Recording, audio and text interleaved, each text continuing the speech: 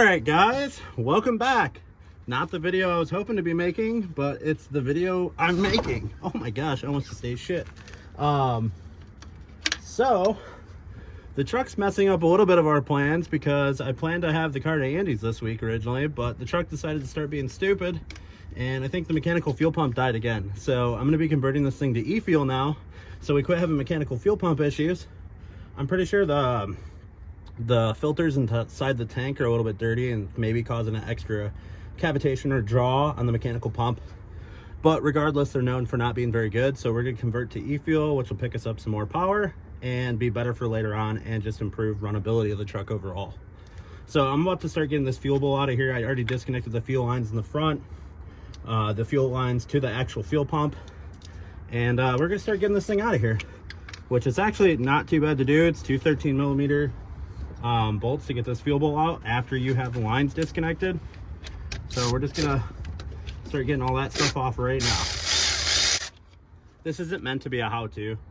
I just figured I'd make some content for you guys, and this is what it's gonna be, is me working on this truck in the freezing cold. It's actually not cold today, it's not bad, so I can't complain too much.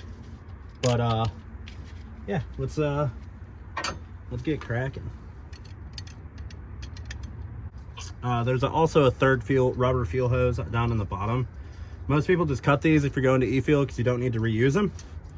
I'm going to loosen them just because why not?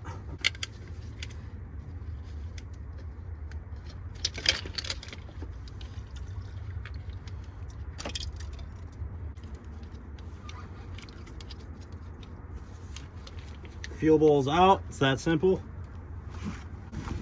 Next thing we got to do is take this mechanical fuel pump out.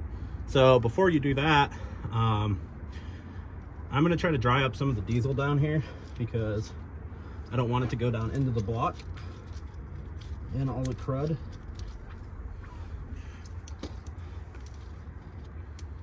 So I'm going to go get some rags so we can try to dry some of this up before we pull this pump out of here. So this fuel pump's actually really easy to get off. It's just two 10mm bolts, but actually I just realized we can't get this off until I get the banjo bolt off in the back. So there's I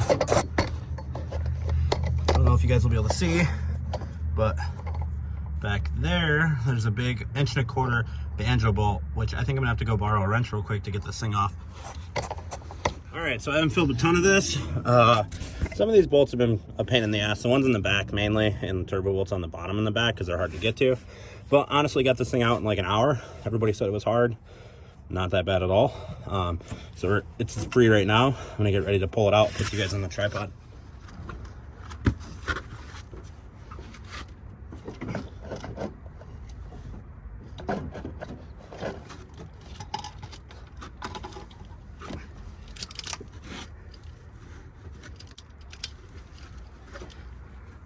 Gotta unplug the exhaust back pressure valve sensor.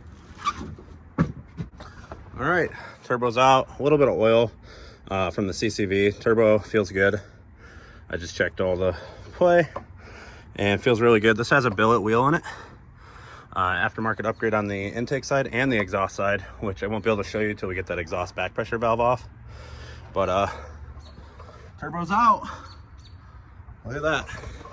I went ahead and ordered up pipes because I believe these are original up pipes, and I figured I should just go ahead and replace them while I'm doing this and waiting, because it recommends you to take the turbo off. Well, it's not needed, but it says recommended to take the turbo off to get to the one rear head fitting for fuel.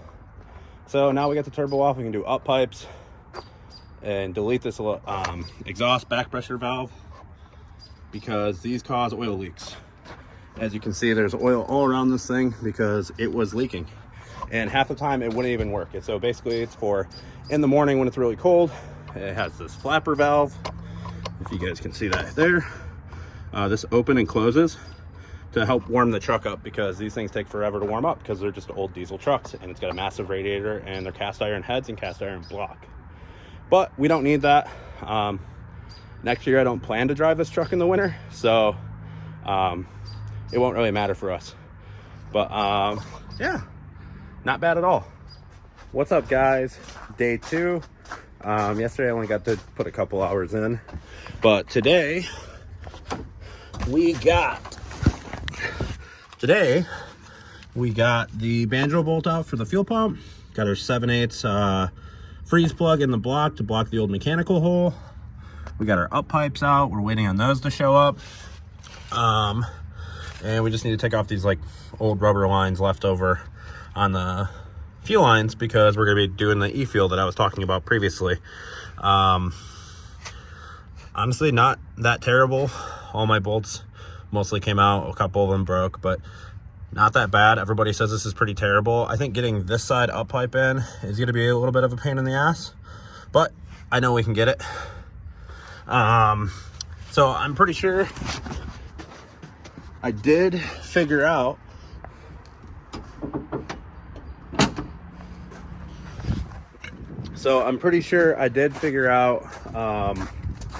what was broken and causing the truck not to start. So I definitely rabbit holed quite a bit, but I've been kind of wanting excuses to do something to the truck anyway. But take a listen. Not supposed to sound like that.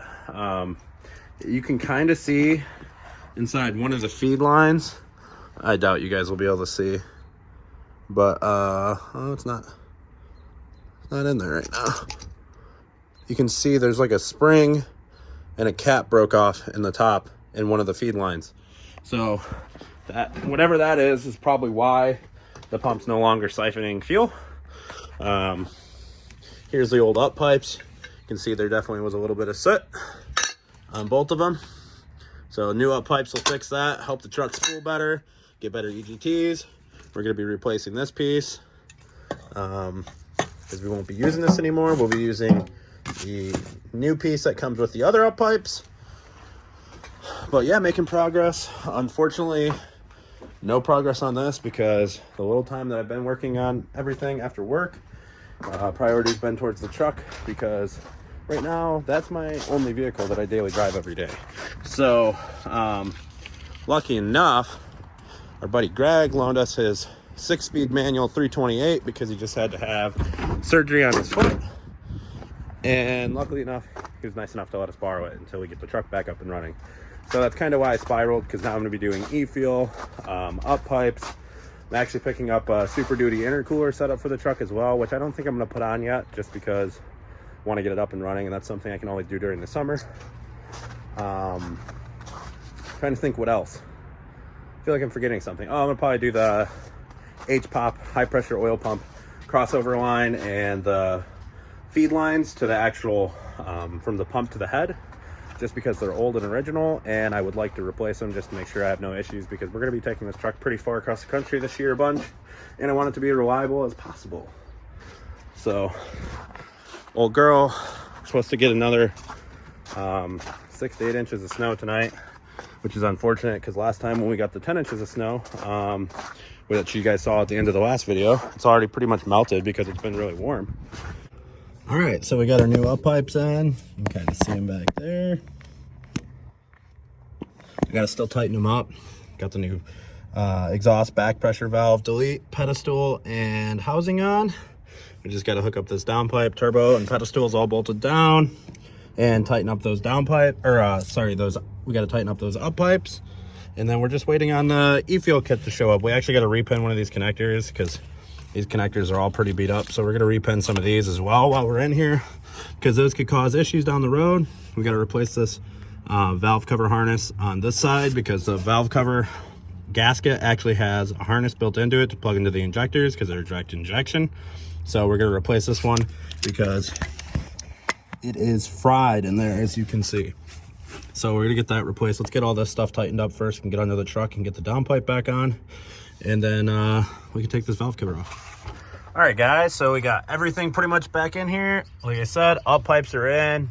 New exhaust back pressure valve delete housing on, and pedestal. We also did the crossover H-Pop lines, high pressure oil pump lines. Replaced those just for good insurance.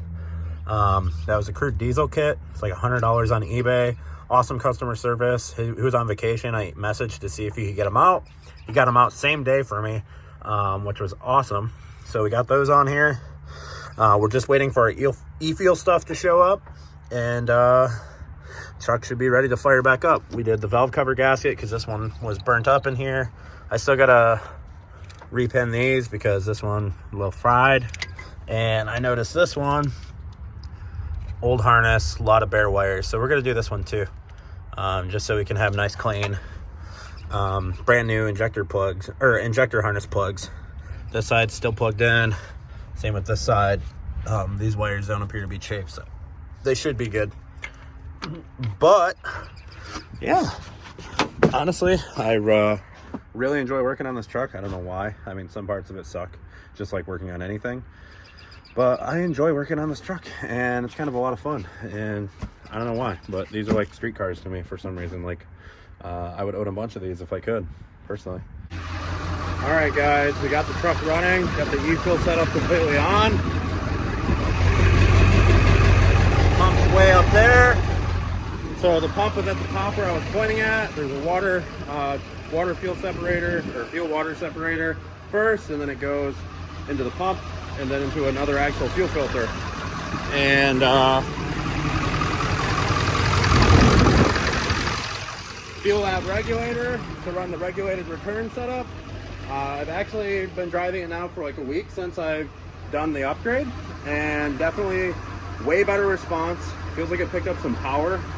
The truck idles smoother, honestly, just driving down the road, cruises smoother. I highly recommend the electric fuel conversion on the OBS trucks because it does make a significant difference. I was kind of unsure about if the upgrade was worth it, but it is 100% worth it.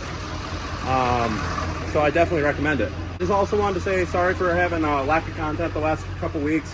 I was working on the truck and then straight to working on the car, and I honestly haven't been filming very much on the car, but I'm going to make sure to do an update video for you guys, kind of to see where it's at. We were supposed to be drifting this weekend, but unfortunately it's not going to happen due to some other circumstances that happen. But I'll catch you guys again in the next video. I hope you guys appreciate this truck video. Maybe, like I said, if you guys comment, leave likes, whatever, maybe I'll do more of these other than car related videos. So make sure to subscribe and like, and I'll catch you guys again in the next one.